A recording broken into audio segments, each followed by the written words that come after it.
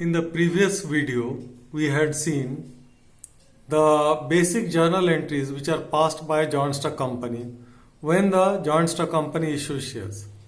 And we had a talk about the preparation of the balance sheet of a joint stock company. Now, we will come to question number 3 of DK Goel. If you look at this question, Nupur Limited was registered with an authorized capital of rupees 20 lakh divided into 2 lakh equity shares of rupees 10 each. The company offered 1,50,000 equity shares for subscription to public and applications were received for 1,40,000 equity shares. The directors called rupees 7 per share up to 31st March and the money called was duly received. So in this question we see that the authorized capital of the company is rupees 20 lakh, but out of that the company is issuing only 15 lakh by way of shares, and out of that 15 lakh people are applying for 1,40,000 shares of rupees 10 each, and the directors made call of only rupees 7 per share up to 31st March. That means on none of the shares you got rupees 10. So all the shares are subscribed but not fully paid up. See, in the previous video I had told you that subscribed and fully paid up will be those shares or value of those shares on which the total amount of the shares has been received. If there is any call scenarios or if any call has not been made by the company, that will come in subscribed and not fully paid up. So if you look at the extract of the balance sheet of this company of Nupur Limited, so the format will be like this: extract of balance sheet as at whatever date it may be given. So here the date was not given, so it will be some 31st March, whatever year it is. Then we make columns, particulars for one, then note number another column, then current year and previous year. In a company's balance sheet, current year's value is also mentioned and previous year's value is also mentioned.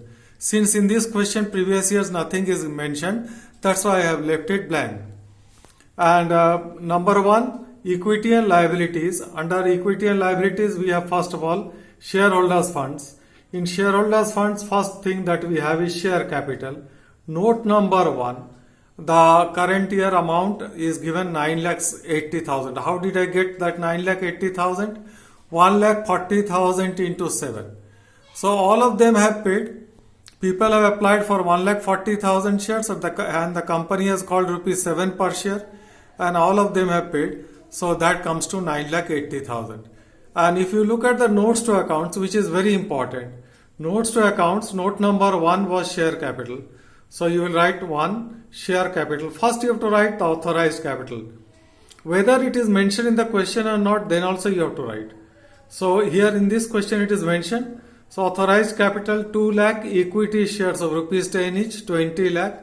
Below that you draw 2 lines. Then issued capital was 1,50,000 equity shares of rupees 10 each. That is 15 lakh. Below that you draw again 2 lines. Why we are drawing 2 lines? Because this is not taken in the balance sheet, both of them. Then subscribed and not fully paid up. Subscribed but not fully paid up, the number of shares will be 1,40,000 equity shares of rupees 10 each, rupees 7 per share called up. So since they are not fully called up, so they will be subscribed but not fully paid up. So that comes to 1,40,000 into 7, 9,80,000. That 9,80,000 was represented beside share capital in the balance sheet. This is how we prepare the balance sheet of a joint stock company with regard to share capital. Then we come to another question regarding issue of shares and the journal entries that are passed for them.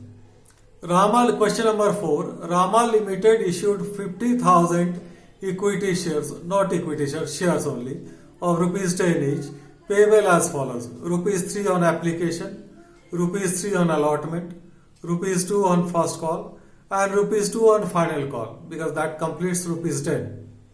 All the shares were subscribed and allotted expenses on issue of shares amounted to rupees 10,000. So a new thing has come, expenses on issue of shares. So first entry, journal entry will be bank account debit 1,50,000, that is 50,000 into 3. Here we are assuming, actually it was given in the question that all the shares were subscribed by the public. So bank account debit 1,50,000 to share application account 1,50,000. Then this application money is transferred to share capital. We pass the entry share application account debit 1,50,000 to share capital account 1,50,000. Then after that the board of directors will pass the resolution asking for the allotment money. The allotment money due entry will be share allotment account debit 50,000 into 3, that is 1,50,000 to share capital account 1,50,000.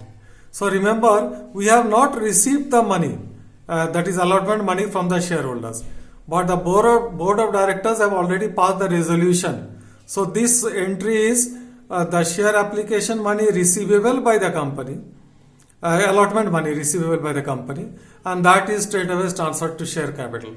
Then the shareholders are paying the allotment money. Then the entry will be bank account debit 1,50,000 to share allotment account 1,50,000. All are paying.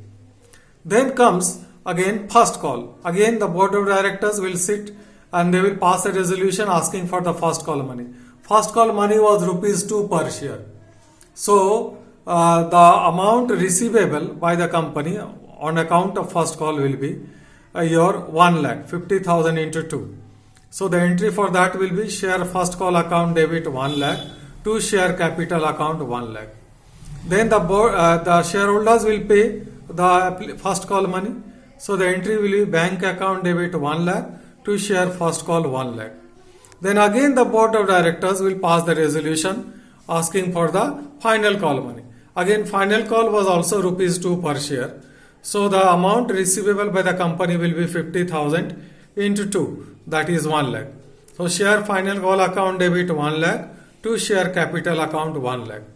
Then the shareholders are paying the final call money. So bank account debit 1,00,000 to share final call account 1,00,000. Then we come to the share issue expenses. Share issue expenses was rupees 10,000. So share issue expenses account debit 10,000 to bank account 10,000. So money is going out. The company is paying these expenses. So the entry will be share issue expenses account debit 10,000 to bank account 10,000. And these share issue expenses are normal expenses for the joint stock company. So they will be transferred to the statement of profit and loss. So the last entry will be statement of profit and loss debit 10,000 to share issue expenses 10,000. So the share issue expenses have been debited to the statement of profit and loss of the company. So you see, if you look at the journal entries, only the first journal entry, there we are writing bank first, because first the company is getting the application money, then they are passing the application entry. But afterwards, when the share allotment money becomes due, when the first call money becomes due, or when the final call money becomes due, first we are passing the due entry. That means when the money becomes due, we are passing the entry share allotment account debit 1,50,000 to share capital, and then the bank entry. Again first call also same way, and second call also same way. So these are the main journal entries which we pass when a company issues shares. Now let us look at question number 5. Z Limited was registered with an authorized capital of rupees 60 lakh divided in 60,000 equity shares of rupees 100 each. Company issued 25,000 equity shares at a premium of rupees 20 per share, payable as follows: rupees 30 on application, rupees 45 on allotment, including premium. That means the premium is taken with allotment. Rupees 20 on first call and rupees 25 on second and final call. All the shares were subscribed and all the money was duly received. Share issue expenses amounted to rupees 40,000, which were fully written off against securities premium, past necessary journal entries in the books of the company. So in this case, the company is issuing 25,000 equity shares at a premium of rupees 20, and the premium money is taken with allotment. Now, if it in the question it is not given where the premium money is taken, we will always assume that the premium money is taken with allotment when it is not given. Here it is specifically given that it is taken with allotment. But if in the question the premium money where it is taken, whether it is taken with allotment or with first call or second call, it is not mentioned, we will assume that the premium money is taken with allotment. So first entry will be bank account debit 7,50,000, 25,000 into 30, that is 30 rupees is the application money, to share application account. Then share application account debit 7,50,000, to share capital 7,50,000. Then comes allotment entry, allotment due entry.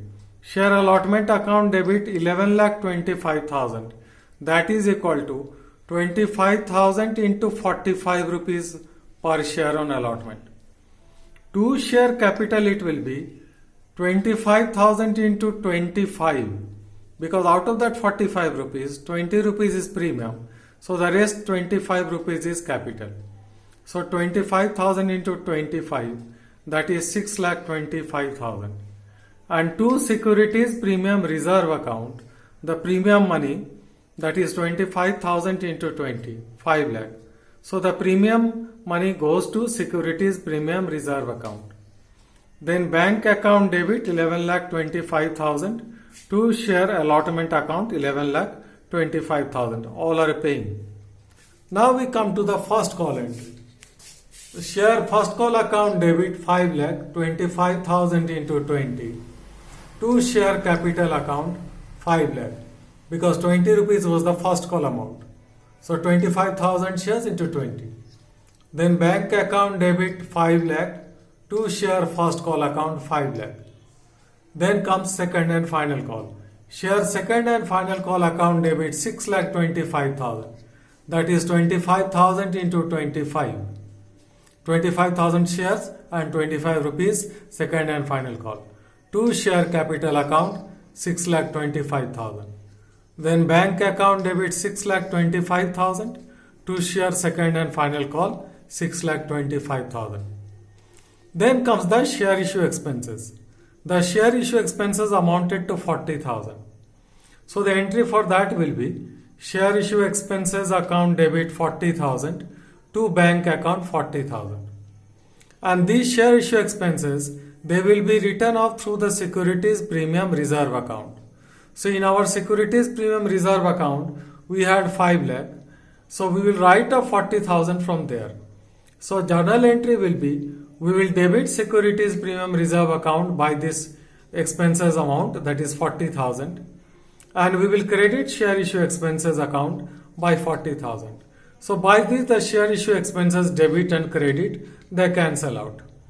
And our securities premium reserve also decreases by 40,000. So now the balance in the securities premium reserve account will be 4,60,000, 5 lakh minus 40,000.